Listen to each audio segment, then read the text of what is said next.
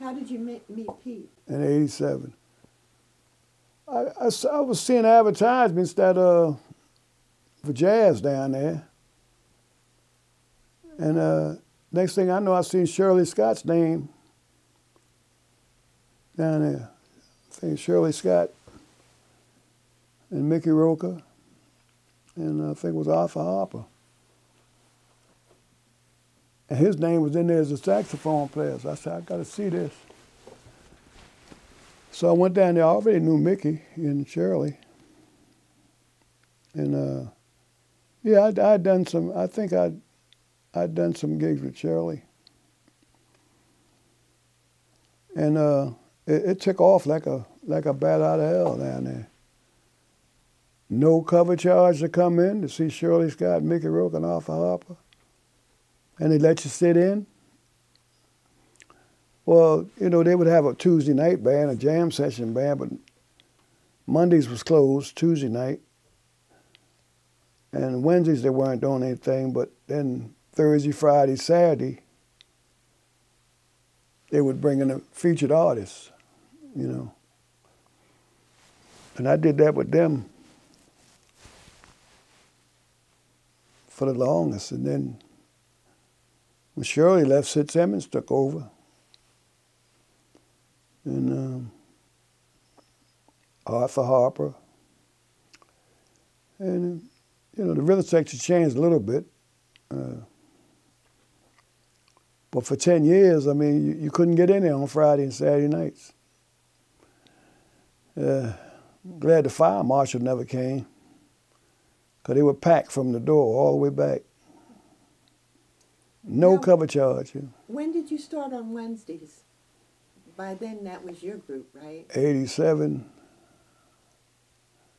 How did that Around happen? 97. Mm-hmm. Well, you start using like blues players on Wednesdays and jam session on Tuesday and blues on Monday night. And he told me, he said, well, why don't you bring your organ trio in on Wednesday night? I said, okay. So I had Carl Kohler and I forgot who I had on drums. So whoever, Craig McIver or somebody, I don't know. They started off, I changed drummers.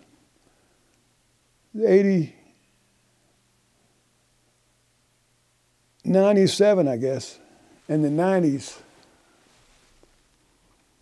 In the 90s, oh, yeah. In the 90s, I stayed there from the 97 to around 2007, 10 years. But we did T&T Monroe, see? Remember, that was in 85, 86, and 87, down on 15th and Arch for Tommy Monroe. And Sid and them was with me then. It was Sid and Hicks and Gregory McDonald, I think. No, I had Charles Fambrough first. Can you identify what each of them played on? Sid Simmons was playing piano. Charles Fambrough was on bass. Gregory McDonald was on drums, and myself. And we'd bring in somebody from New York. Buzzy Wilson was the MC. We'd bring in somebody from New York every Monday. And then we went to Monday and Tuesday. Then we went to Monday, Tuesday, and Wednesday. It was 3 nights a week. And whoever the featured guest was Terrence Blanchard. We did the Art Blakey series. Then we'd bring in Wallace Roney. And we might bring in a saxophonist, C Sharp. Just different cats. So who made the arrangements to bring in these different cats? Buzzy Wilson, yeah. He did the booking for Tommy, you know. Well, who is Tommy Monroe? Tommy Monroe. Yeah. Retired from Smith's Bass, he was a bass player. And after he had a big band. And Lee Morgan, everybody used to play in his big band. And he went to work for Smith's Beer. After things started drying up, Lee Morgan, all of them had left town. And he worked there till time for him to retire. And he took the buyout, and he wanted the bar. He said, if I get a spot, I want you to be my house band. I said, okay. And he lived up to his word. When he got it, he called me. He said, I want you to put a band together. How much you going to charge me? So I said, how much you going to pay me? He said, how much you going to charge me? So I told him. He said, no, well, why don't we do this? I said, okay. So he was a funny guy, you know, but I loved him. And he said, this is your gig, you know. And all I had to do was play the first number I played the first number with my band, and then the featured artists would come up and I play one with them. Then I would get down and feature them for 3 or 4 tunes. Then I go back up and play the theme song with them. You know, we really featured them. So I didn't mind being off, you know, for 2 or 3 tunes, you know, every set, you know. Where did you meet Tommy Monroe? I knew he played bass. I'd heard about it. I met him, I think down at the second office, when Ernie Harris had the second office. I had a little band in there one night, a trio. They didn't have bands all the time in there, but it's where all the elite would hang, you know. Where was that located? It was right on the corner of Race, between 13th and Broad. I guess it would be Watt Street. It's a little street. And I think years ago it was called the Playmate before it became the second office. And down the street, they had another nightclub down there. I can't think of the name of that. We used to play in there too. In the second office. And Sonny Driver, called The First Nighter. Sonny Driver had a newspaper called The Scoop. And that was my buddy. He's beautiful. He died at the age of 90-something. He was great. And the Scoop newspaper did all the ads of all the bars in Philadelphia and all that, you know. But he had that spot, and he was instrumental in the Miss Sephia contests and all that. But that's where the elite would hang out down at 13th and Race, back and forth. Years ago, one was called the Playmate, and one was called the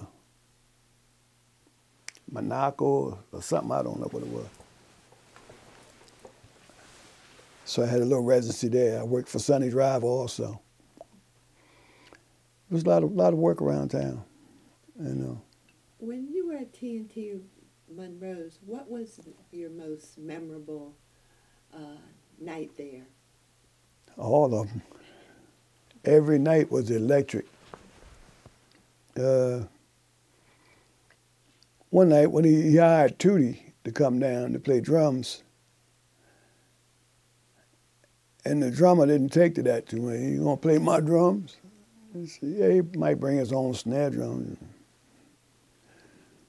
But the drummer was still on the gig, but when it come time to bring the featured guests up, my drummer had to get up. Because Tootie, Sam Reed, Buzzy Wilson, they all raised up together. And they had a band with Bobby Timmons on piano, Henry Grimes on bass, Tootie was on drums, Buzzy Wilson was on baritone, Ted Curson was on trumpet, and Sam Reed was on alto. All of them from South Philly. Grimes' brothers, Leon played tenor saxophone. He was more closer with Sam Reed. I never got a chance to meet him because he got mentally ill, I heard, you know. Don't nobody know if he's still around or not. Because Henry disappeared for 20 years. He lived in California and didn't play no music. But he's back playing again now. Somebody found him, a caseworker. So, are you the bass player? You know, it was him. And he's been back in history, you know. Did you know Bobby Timmons? Bobby Timmons, yeah. Last time I saw him was down at he came down to do, he had his trio at the Showboat. And we stood outside and talked with a medical place across the street from the Showboat. And I never saw him more after that. But I went in and caught a set, you know. I think he had Sam Jones on bass. I don't know who was playing drums. But he had just wrote like Moaning, and he had left Art Blakey. And he was playing all those hits, This Here, That There, you know, all those tunes like that, you know. He's back in New York. I wasn't that close with Bobby, but I got to know him a little bit, you know. But him and Sam Reed and all of them they the ones that had the kid band together, man. Now, you had Charles Fambrough in T&T's. How did you meet Charles Fambrough? I don't know. I think, you know, doing different gigs and stuff like that. And then he called me for a gig at the Gaslight in Mount Holly. They had a place called the Gaslight. And he put together a rhythm section and got me on the horn. But they was bringing in Freddy Hubbard. And Freddie was about an hour and a half late. We had to do all that playing, so he got there. He finally got there. So I don't know. That was an experience, you know. I mean, playing with Freddy Hubbard too. It's kind of scary, you know. Why?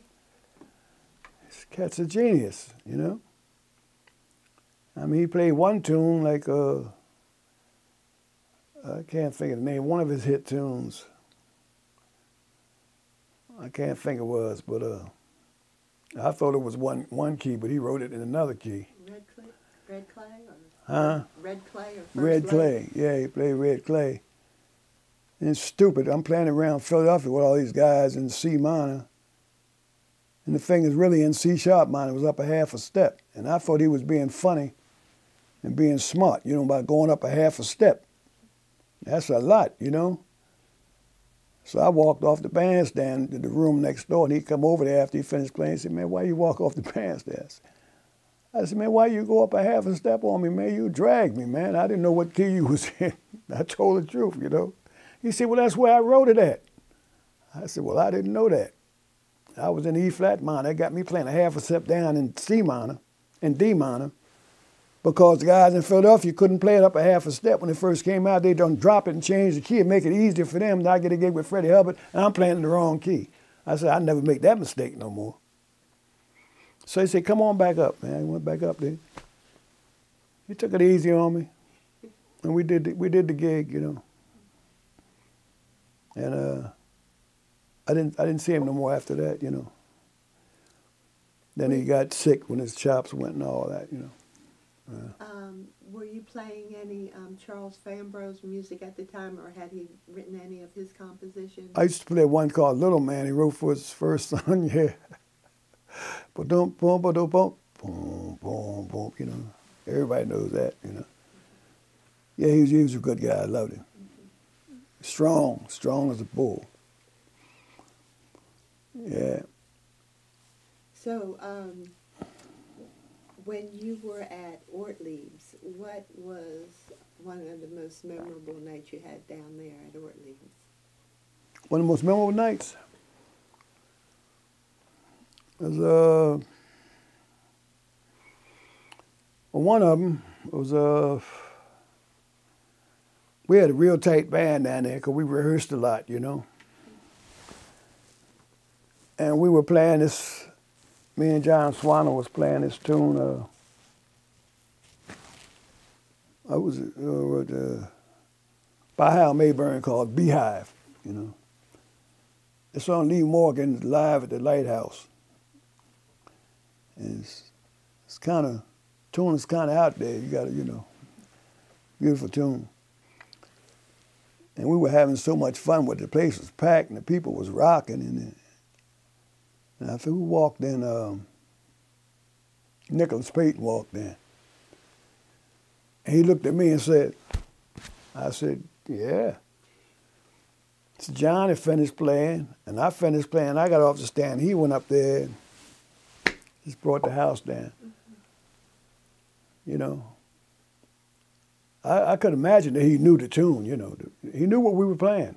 I think he was standing back by the door when we started the tune. He waited. And the stuff that he played, I mean, we just, made me had to relearn it again to get some more stuff together, you know. But that was a very memorable night. But there was a lot of them down there, you know. There'll never be another place like that. I mean, even the Blue Note and the Nightcap and all of them wasn't like that, you know. That place was electric, you know. And the best of the best played down there. When they come in from New York, they just bring their horn, and you don't know you don't know who's going to be on that bandstand. Oh my God! And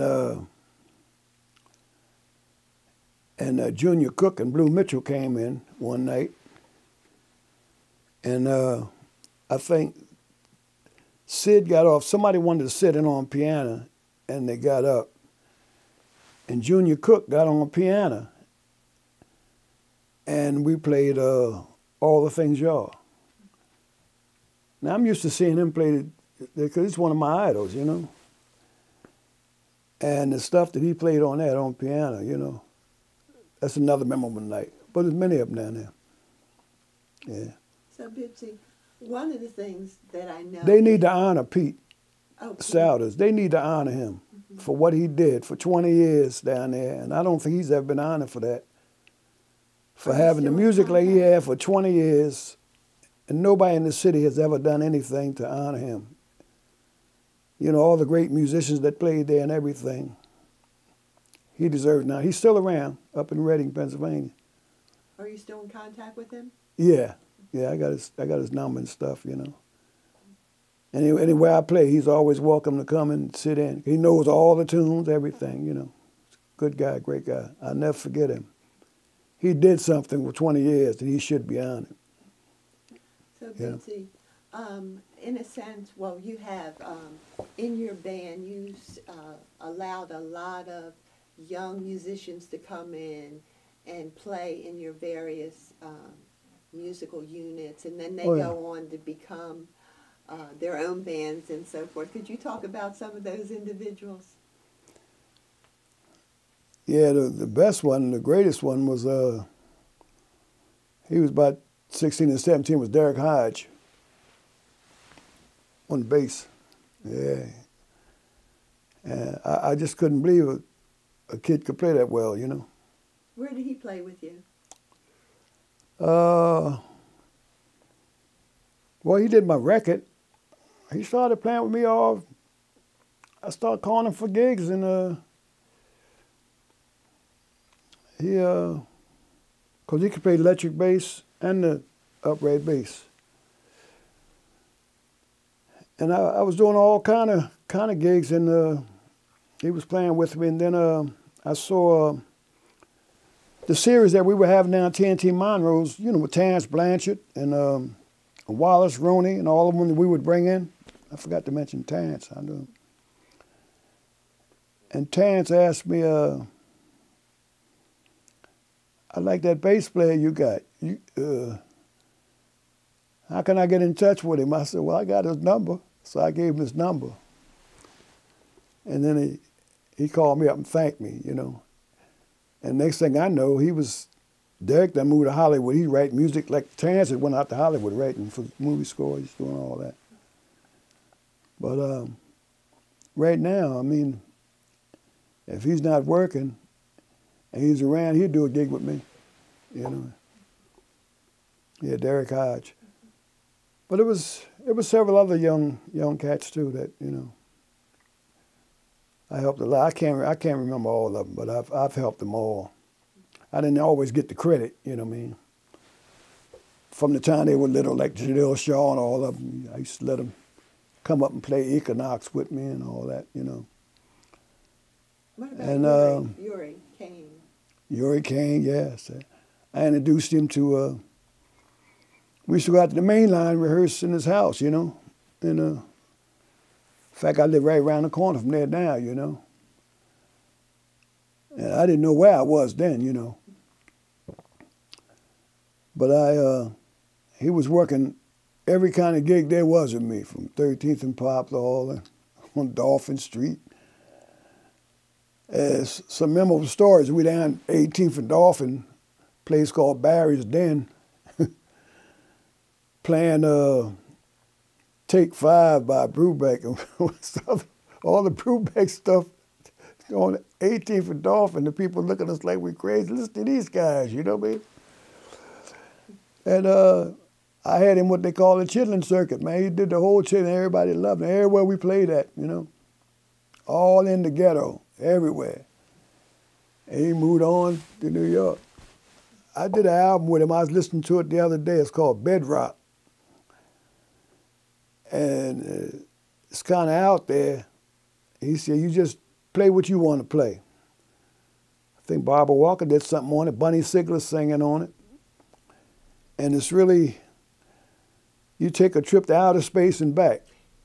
If you can get that rag album and you check it out. I only got one copy. It's called Bedrock. And I did that with him about, I don't know, about 8 years ago. Pedro took me up to that session. Yeah, so. Now, we talked about, you know, the jam sessions at Ortlieb's. Were there any other jam sessions around the city that you would go to? I know you mentioned Emerson's. Yeah, Emerson's had died down by then, though, yeah. Yeah, I used to go out to they had one out there called the Vegas Bar at 52nd and Chestnut. That's where the Houston brothers had that jam session. Clarence Houston, the drummer. And by that time, he had Diane Patterson was playing organ. And when Diane was here for the first time, I got him to move back the second time. We used to jam out there. Hollywood Palace had a jam session. It was, I can't remember all of them. There's a lot of jam sessions around. Early on, do you want to say anything about Emerson's? I didn't know too much about Emerson's, except I was born right across the street from it. The 709 South 15th Street. It was right on the corner of 15th and Bainbridge. But Billie Holiday was the last one known person that I know that was in just before she died in 57 or 59 when she died. And in the 60s, I was at the Sahara. Emerson's was still open.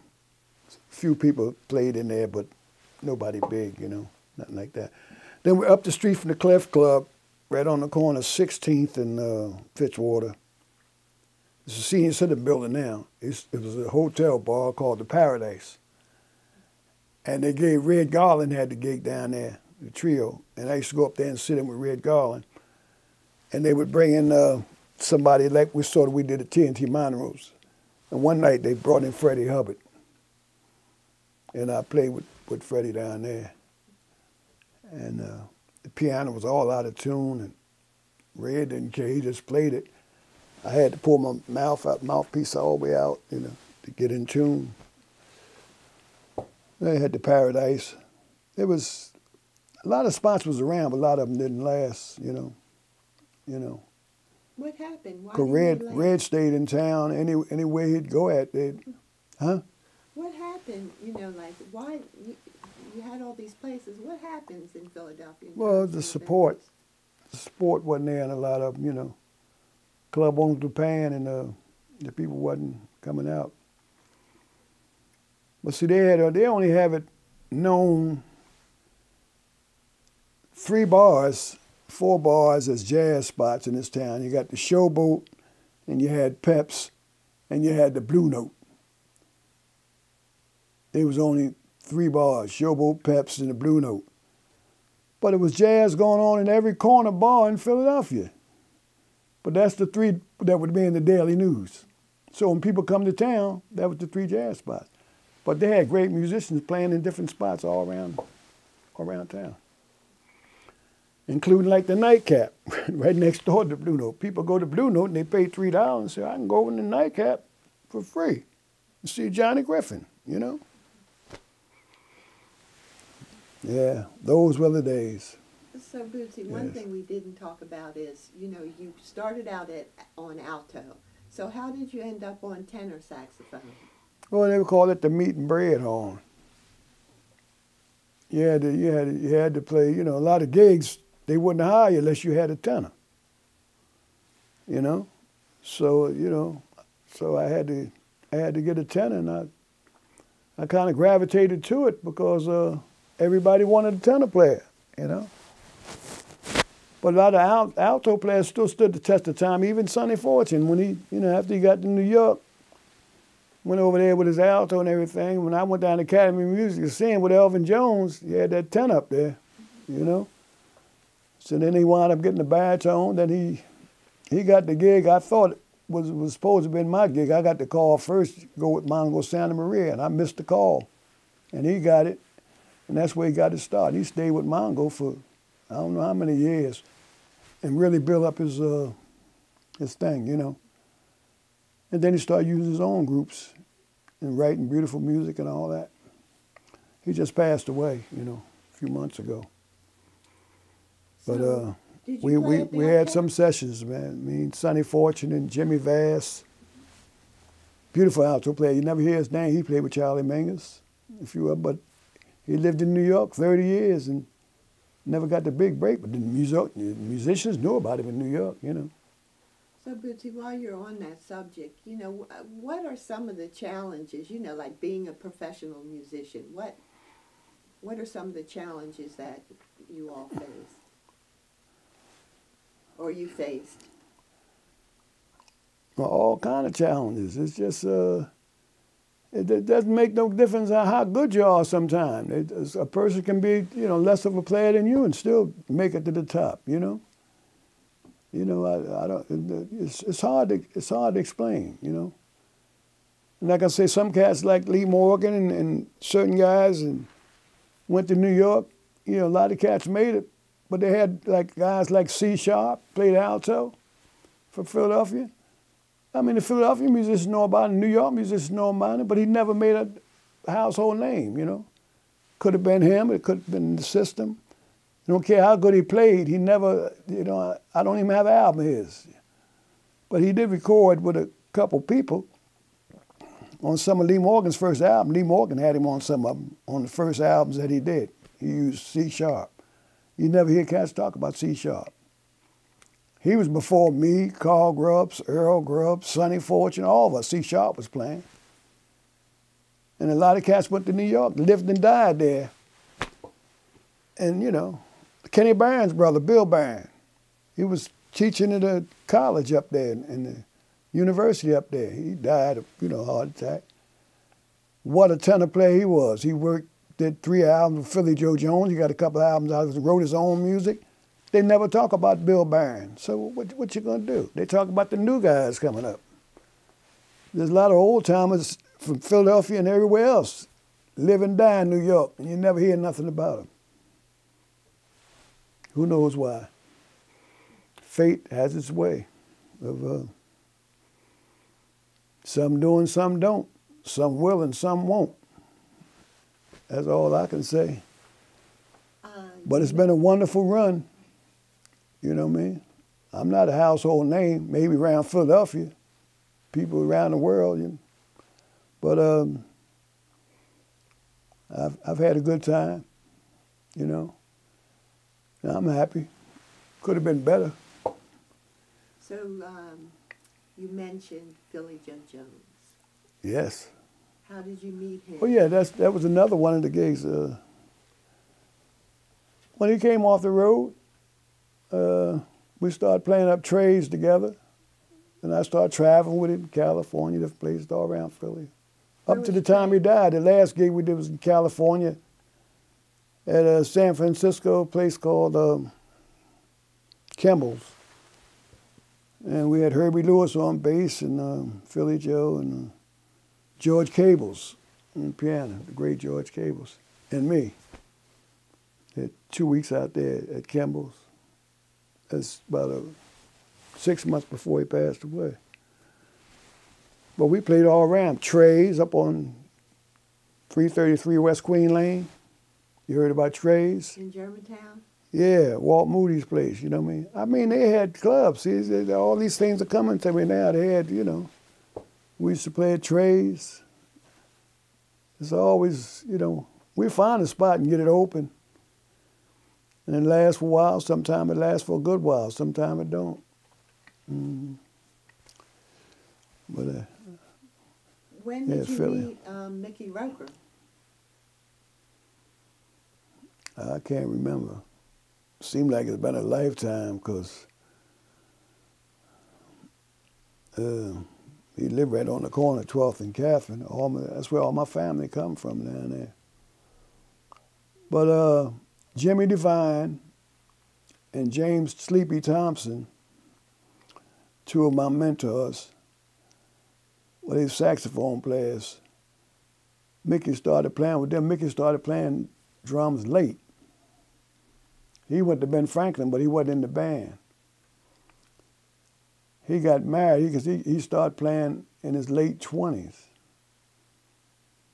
And when he got his first gig with G.G. Grace, Jimmy Devine and him drove to New York to make sure he got there safe with his drums, you know, to New York.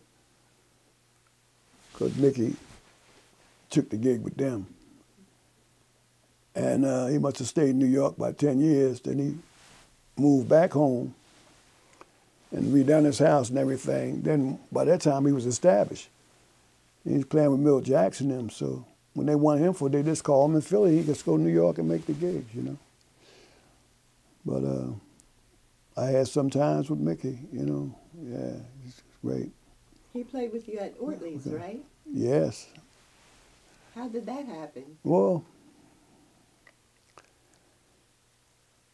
like I said, well, he's in the rhythm section with Shirley. Like I did every Wednesday night, and then once a month, we'd have the sextet with Pete. But in between, every Thursday, Friday, and Saturday, Mickey Roker was playing with Shirley and Arthur Harper. So we started doing that together. Then we started doing other gigs together. Then when I got the gig at the second office downtown, like I said, on Ray Street, I asked Buzzy, I said, I ain't got no drummer. He said, well, Mickey Roker just moved back to town. I said, he ain't gonna play with me. He said, yes, he will, call him. And I called him up, he said, yeah, I'll be there. And he came and I couldn't believe it. He made the gig and we've been playing together ever since, you know. Yeah, so it's been a nice run. I would be remiss if I didn't mention Bill Cosby. Yeah? And the gigs, your gigs with him and your experience, how you met him. And Bill so forth. Cosby? Yeah. Oh, we lived in the project. He lived about 1 block from me. I lived 909. He lived 919, Parish Place, yeah. No, they moved in the projects late. We moved in 41. He must have moved in 44 or 45. So in 1946, we were about 9 years old. That's when we was in the same room. Third, fourth, fifth, and sixth grade, I guess. We graduated. Graduating class in the sixth grade, we did a show on the South Pacific.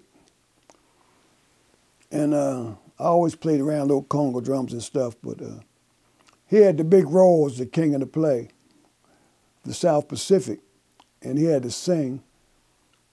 And the queen of the play was a girl named Betty Anderson. Well, she has a daughter named Ruth Naomi Floyd now.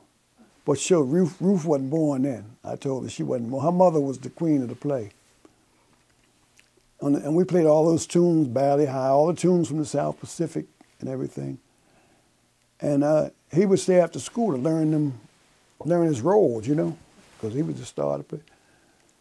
And we had little bit parts, but nobody wanted to stay after school, 2 hours, you know, and study. But he did all that, you know. What school? Well, we call him Shorty. You know, that's his name, Shorty. We went to Worcester School. And after we graduated, I think it was September 1949,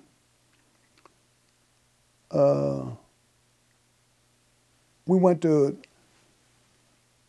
Fitzsimons. It was a better school, they said, than the one we were supposed to go to, started Flasher, down the street from Franklin. the schools get a bad name like that, you know. So everybody in our class seemed like their parents want them to go to another school. I don't want you all to go so-and-so. So I only went to Fitzsimons with him for seventh grade. I told him I'm going back down to start the Flasher because I was staying with my grandmother at the time.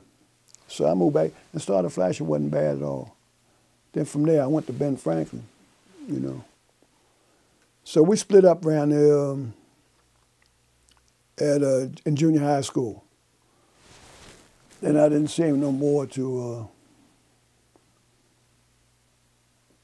much later on. I went to Carnegie Hall in New York and took an album I just made with Diane Turner over there to give to him because I knew he was giving out a lot of guys gigs playing jazz. Then we got back in touch and everything. That's when he called me to do the Cosby Show and all that, you know. What was that like? Shorty? Oh, we was up there for 3 days shooting Art Blakey and Percy Heath on bass, Art Blakey on drums, Tommy Flanagan on piano, Eric Gale on guitar, me, Jimmy Oliver, and Jimmy Heath on tenor. And Slide Hampton was behind the curtains playing the trombone because his father wasn't doing nothing but doing that. Earl. That was a great experience, you know. And got paid through the union. And the scales wasn't that great, you know. But I look at the show now sometime, you know, it was fun. Then he took me to California, to Playboy Festival. Then he called me a week later and said we're going to do Newport, and Newport. So I did, you know, did quite a few things. So I'm still in this corner, in my mind. Okay. What happens, this is going to be the next to the last question. What happens to jazz in Philadelphia? You know, all this was so vibrant and all these different venues you could play. Over time, did you see what happened? What happened to it? Interpretation of what happens to jazz, all these different places. What happens to all these? Well, the economy has a little bit to do with it. But what it is, it's not, they don't have the places around that we had anymore, you know? Why? Well, they got a lot of young cats out here that's really playing very well. But in a lot of areas where they had jazz at, the neighborhoods got rough. A lot of people don't like coming out at nighttime, you know, a lot of the older people and stuff like that. But they still have sessions going on. But most of the people in my age bracket don't be going to a lot of them in different parts of the city. But they still don't have them like they had them back in the day, you know. So I don't know what it is, you know. It's, in the Clef Club, they're doing a pretty good job down there, but they was having Monday night sessions, and I understand that couldn't get the people to come out, you know. The parking, you can't park down there, and it's just, you know, certain places, you know, people want to park as close as they can to where they're going at now, you know. But I don't know. So they say it's better, but I don't see it. So what was the best advice you were ever given as a musician? The best advice? Best advice I was ever given, I don't know what you call it advice, but well, little Jimmy Oliver. He told me, man, this business is rough. But if you keep blowing long and hard enough, somebody gonna hear you. That's it. Okay, then we'll end with one more question. What is the best advice you would give a musician today?